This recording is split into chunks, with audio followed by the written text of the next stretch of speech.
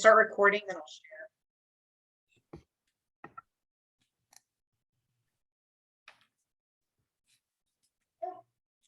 Can you see the screen?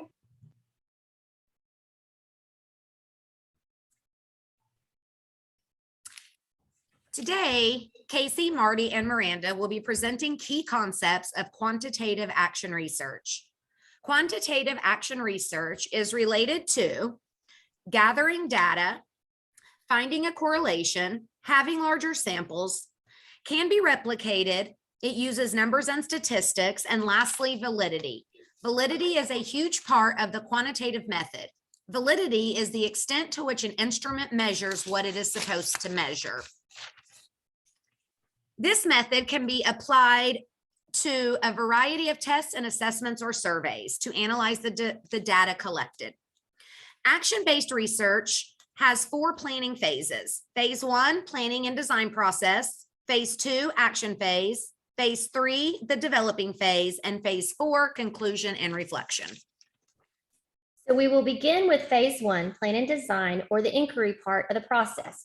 Basically finding out what the problem is and how to answer the problem in practice.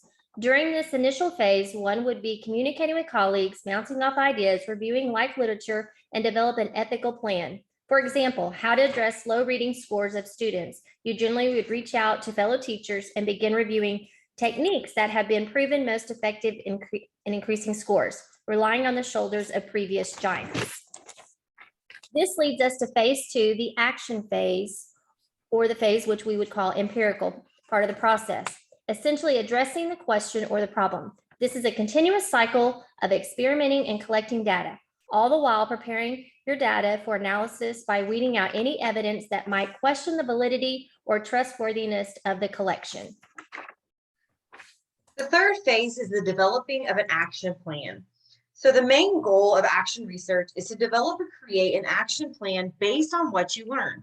The action plan could implement a new strategy, different practice, or alternative approach that addresses the problem of practice. Sometimes as a result of the research, you realize nothing needs to change. The developing phase can also create new questions and start the action cycle over again. Implementation can occur at various levels.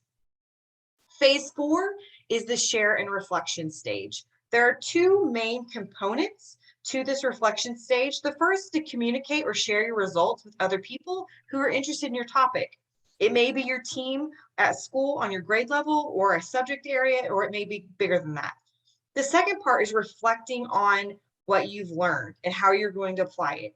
It allows you to critically think about your own practice, reflect on questions to create more meaningful and deeper levels of understanding.